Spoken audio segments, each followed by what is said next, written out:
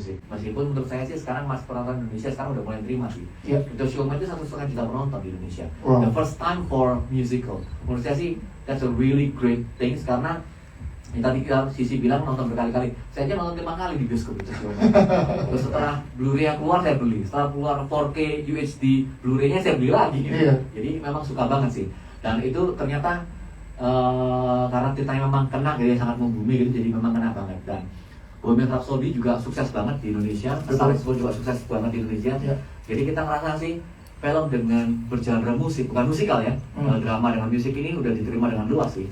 Saya masih ingat tuh Bohemian Rhapsody itu main berbulan-bulan sih di Indonesia. Betul. Bahkan sampai semua film silih berganti tuh masih aja tayang di Plaza Senayan Teater 1 tuh, saya masih ingat banget tuh. Dan memang sebagus itu sih memang Bohemian Rhapsody ya.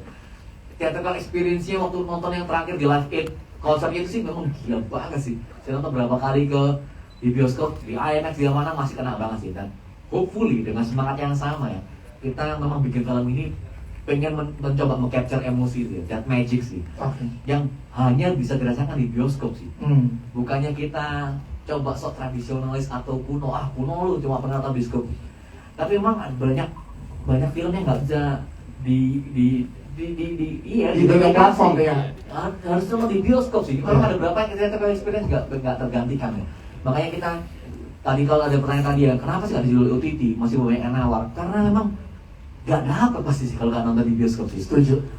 The magic moment waktu konsernya di film ini ya nanti kalau kalian nonton ya baru kerasa gitu. Itu nggak akan tergantikan sih kalau nonton di bioskop ini. Dan yang udah nonton Star Is Born, yang udah nonton The Showman, yang udah nonton Bohemian Rhapsody pasti tahu lah apa yang saya maksud ini. Perasaan itu pasti tahu lah. That feeling itu gak akan tergantikan sih. Gitu sih. Itu experience yang ingin dirasakan dan dibawa dari film Dexys kepada penonton di seluruh Indonesia ya. Mungkin kalau saya boleh tambahin. Silakan Mas Ferdi. Waktu saya baca script backstage terus bahwa ini akan ada kakak beradik ini bernyanyi di sini. Saya lihat ini malah gabungan yang sangat ideal ya, bahwa film Indonesia itu terkenal dengan yang sudah jalan lah gitu ya, ada dramanya gitu ya.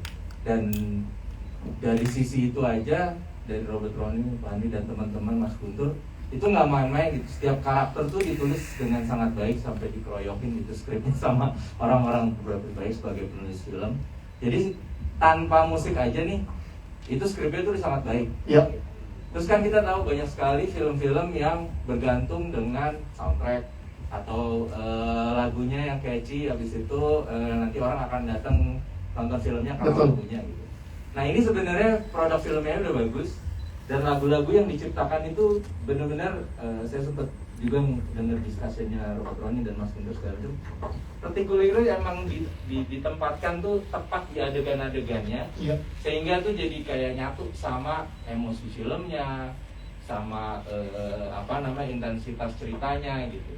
Jadi bukan hanya nanti lagunya yang akan mengundang kita ke bioskop untuk menonton, sampai di bioskop tuh kita akan dipuaskan dengan cerita dan karakter yang menarik. Yang saya yakin kedua elemen ini akan sangat menjual sih. Iya. Dan Andi Rianto kan musik director kita. Memang dia sekolah musik yang di Berkeley Amerika kan. Jadi dia memang paham banget dan dia memang sangat suka dengan musikal kan.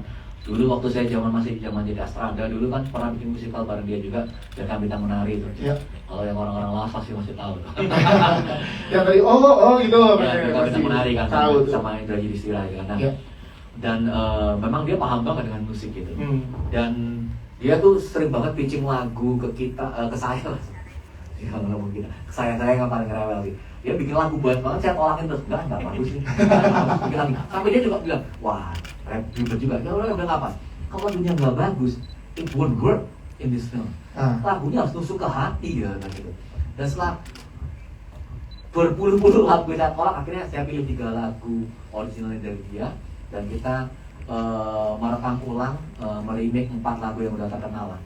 Dan akhirnya semua terbukti terjalin seamlessly lah dengan ceritanya lah, emosi dan segala macam. Bahkan liriknya pun kita pikirin gitu sesuai dengan emosi filmnya gitu. Jadi waktu adegan itu ya tahu lah, saya jawabnya pasti ambiar. Tunggu tanggal 30 Desember ya. Jadi ini dipikirkan sebegitunya ya Mas, dari beberapa elemen, jadi secara komposisi jadi sangat lengkap gitu ya. Terima kasih jawaban-jawaban ini. Ada pertanyaan lagi masih dari online juga, dari Sheni Fitria dari Sindonius. Pertanyaan untuk Pak Andi.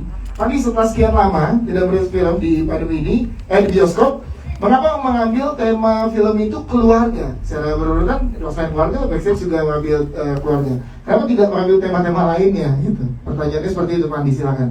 Soalnya udah bapak-bapak.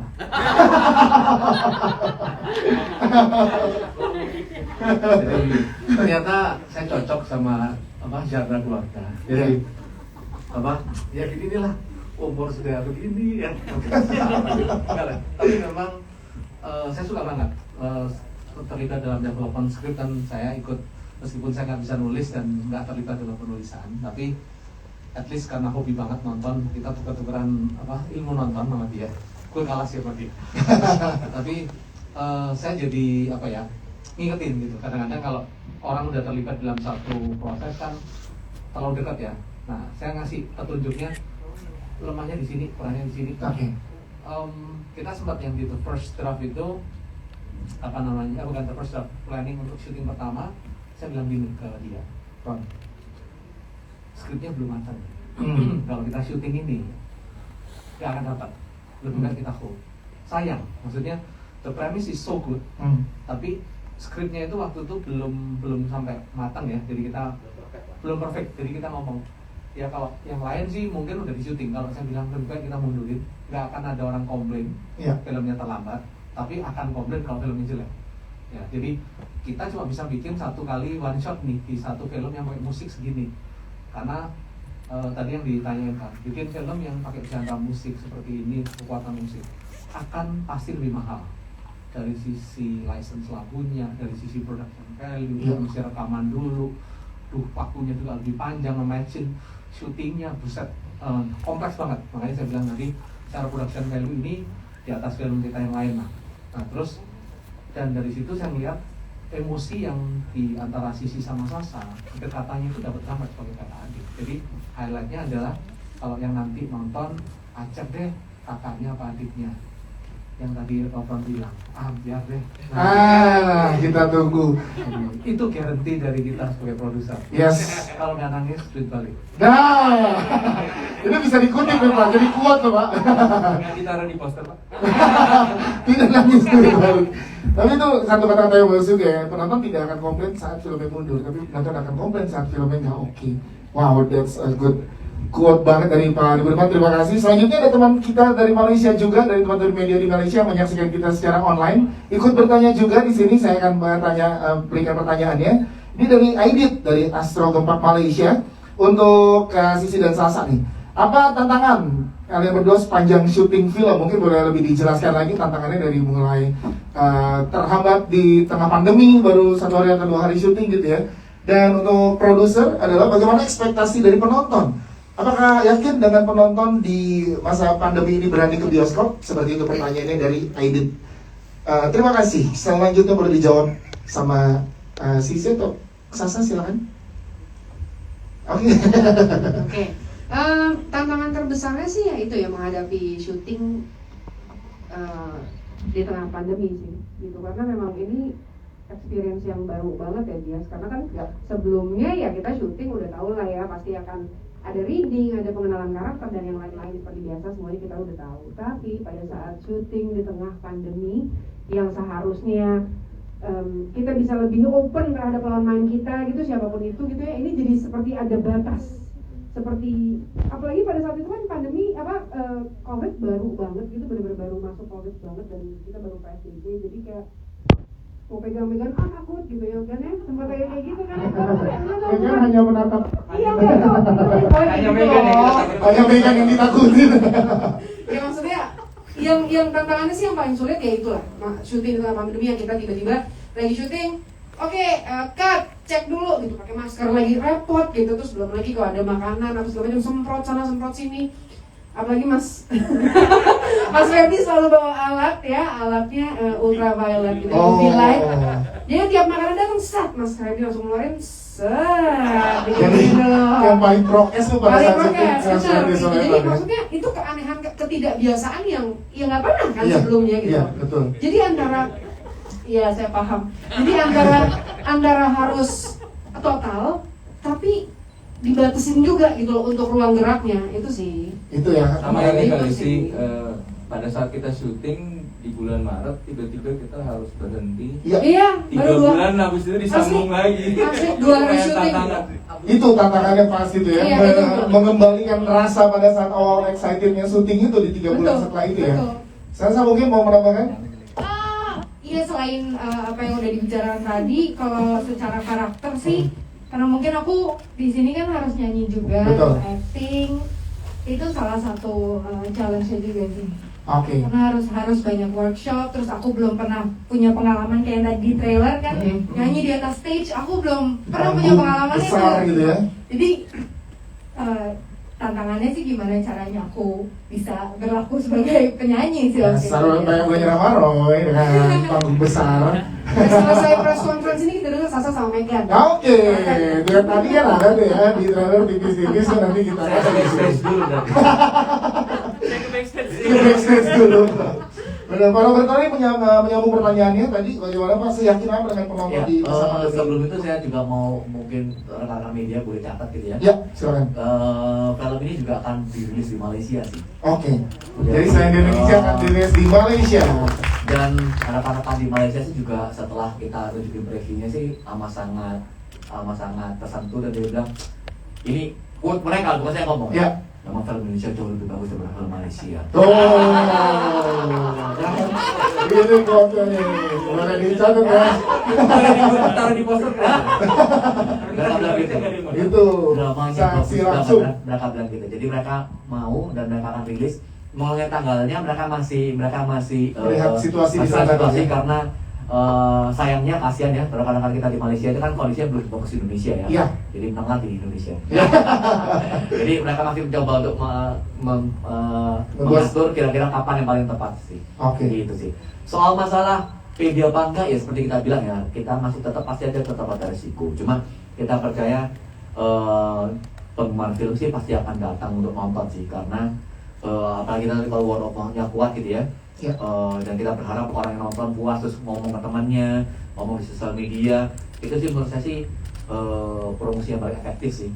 Makanya bantuan dari teman-teman media yang hadir juga Iya. sangat penting di hari ini untuk menyebarkan informasi ya. Bahwa filmnya seperti ini gitu. Jadi itu sih apakah optimis, kita lebih berharap aja lah bahwa kiranya kita baik, kita selalu berusaha sebaik mungkin bikin film yang bagus gitu ya. Ya. Semoga penonton juga menghargai. Siap. Terima kasih Pak Andi, silakan. Oke, tadi namanya yang disampaikan Pak Pur. Jadi kita mau say thank you ke Astro Ya. yang udah trust ke kita. Karena udah kolaborasi yang kedua kali dengan kita. Film pertama dulu ada 1 dan ini yang kedua. Dan mereka benar-benar happy sih. Jadi mereka sempat bilang gini yang tadi disampaikan Pak Pur bahwa film Indonesia khususnya adalah kita sudah bisa menyampaikan emosi, cerita dengan emosi yang sedalam itu. Dan itu mereka sangat-sangat happy dan looking forward for another project with them.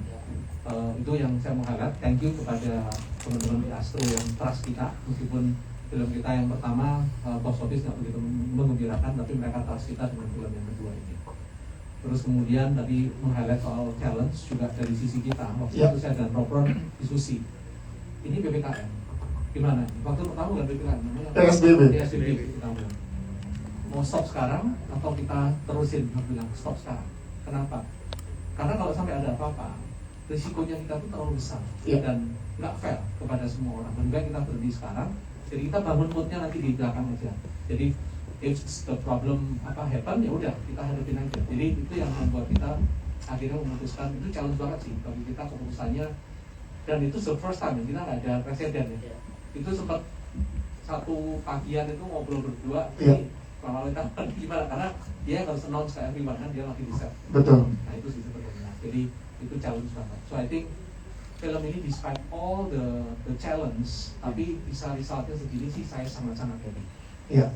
Terima kasih Pak Budiman. Boleh tepuk tangan dong sekali lagi untuk Sulkes dan juga Pak Sulkes yang sudah hadir hari ini. Ada satu pertanyaan lagi sebenarnya dari Galileo dari newsbuzz.id, tapi pertanyaannya sudah sempat terjawab juga tadi. Pertanyaannya kan melatar belakangi Paragon berani merilis film sebesar Backstage untuk tayang di bulan Desember tadi udah sempat dijawab ya. Jadi juga boleh nanti teman-teman media yang ada di sini boleh diberikan informasi ke seluruh masyarakat di Indonesia. Sama-sama kita informasikan kalau film Backstage itu akan tayang 30 Desember 2021 dan bisa rasakan gimana beda experience-nya untuk nonton di bioskop. Oke, masing-masing dari para guest dan juga Pak Adi dan juga Pak Robert Roni pengen tahu quotes-nya. Kenapa penonton Indonesia harus nonton film Backstage tanggal 30 Desember nanti? Roy, dimulai dari sekarang. Wah, kayak gue sih. Roy, dimulai dari lo. Gimana? Silakan. Kenapa harus nonton? Menurut gue sendiri film Backstage ini punya elemen yang lengkap. Dramanya ada, musiknya bagus, semuanya perform dengan sangat baik menurut gue yang syuting di sana. Dan semoga seluruh rakyat Indonesia bisa terhibur dan kembali lagi gue cuma bilang semoga rasanya nyampe ke kalian semua. Rasa itu dia. Oke, Roy, thank you. Mas Ferdi. Kalau dari saya, ini film yang unik yang nggak datang tiap tahun atau 5 tahun sekali, 10 tahun sekali. Dimana kita akan melihat Sisi dan Sasa dalam satu film sebagai kakak adik yang karakternya juga menurut saya tidak ada kakak adik yang lebih tepat daripada mereka untuk memainkan karakter-karakter Elsa dan Sandra. Dan gak akan ada kesempatan lagi menurut saya yang paling tepat adalah film ini gitu. Karena mungkin 5 tahun 10 tahun lagi belum tentu bisa akan tidak ketemu schedule-nya gitu ya. Jadi menurut saya satu-satunya kesempatan buat kalian mau melihat Sisi dan Sasa dalam satu film di mana karakternya perfect banget, catered banget, dibuat untuk mereka, hanya ada di film Backstage. Oke, terima kasih Mas Ferdi. Mas Robert Roni dulu deh, silakan. Ya, tadi saya udah sebut berkali-kali ya, ini tetap personal banget buat saya sih. Memang ide dari saya dan sangat dekat di hati, dan setelah lihat hasilnya sih, ini menurut saya sih salah satu film terbaik yang pernah saya produksi sih. Yes. Saya bangga banget lah cerita dengan film ini sih. Itu. Puas banget dengan film ini. Yes. Jadi dan kalau selama ini orang merasa bahwa oh, Robert Roni udah bikin film ini cukup happy dengan film yang pernah saya bikin gitu ya. Ini terbaik sih. Ini dia. Dan yang ditunggu 30 Desember. Terima kasih Pak Robert Roni. Pak Andi silakan. Dari saya, satu adalah filmnya ini dekat banget dengan kita semua. Jadi kalau udah lihat trailernya ya, emosi dari Sisi dan Sasa, kakak adik. So it can happen bukan karena nyanyi ya, tapi karena kedekatan. Ini yang pertama. Jadi it's very close to sister. Jadi siapapun yang punya kakak perempuan atau adik perempuan, ajak, karena ini dekat banget. Ini adalah cerita kita. Yang kedua adalah, saya setuju tadi dengan Robron. Personally, saya suka banget dengan filmnya, tapi saya melihat bahwa ini our production value semacam ini kita hanya akan mampu membuat setelah semuanya.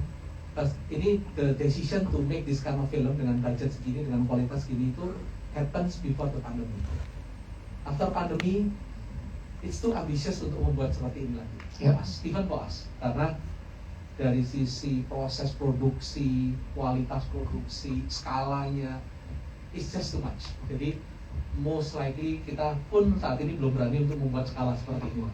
So I think it's our biggest production value to dia. Terima kasih Pak Adi. Megan silakan. Kenapa harus nonton penonton Indonesia?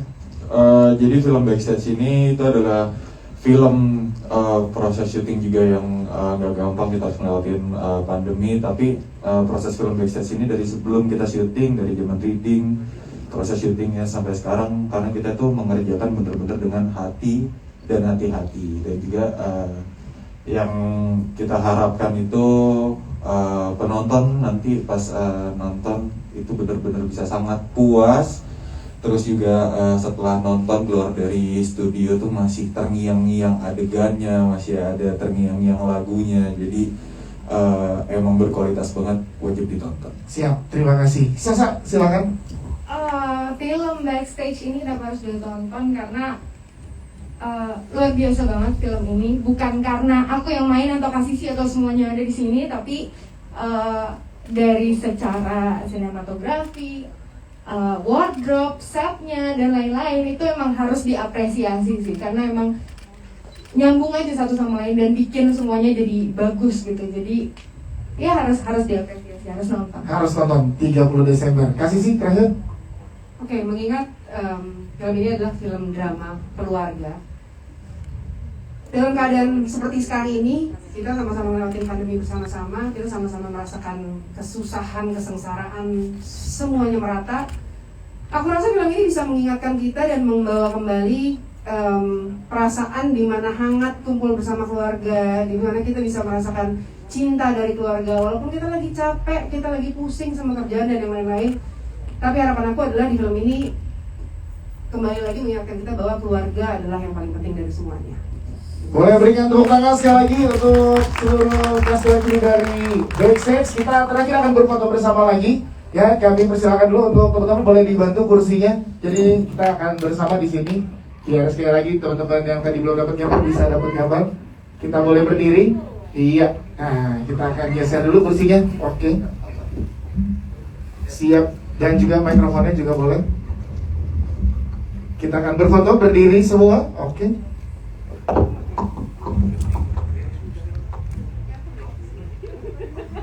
Silahkan. Posternya boleh kita geser sedikit ke sebelah kanan lagi. Ya, teman-teman tetap di tengah, boleh tetap di tengah. Poster yang kita geser. Iya.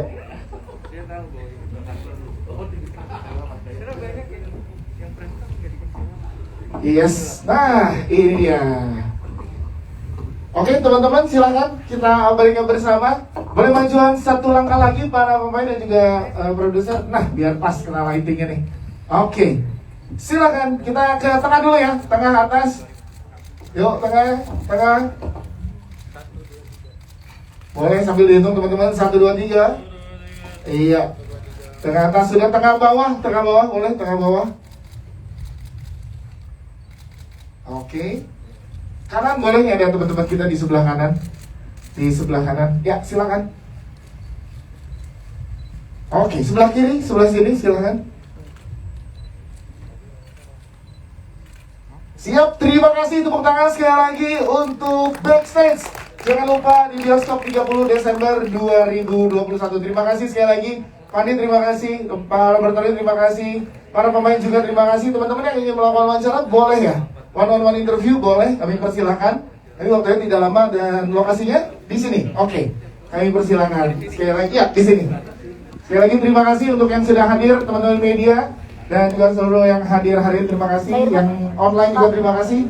Sampai ketemu di bioskop 30 Desember 2021.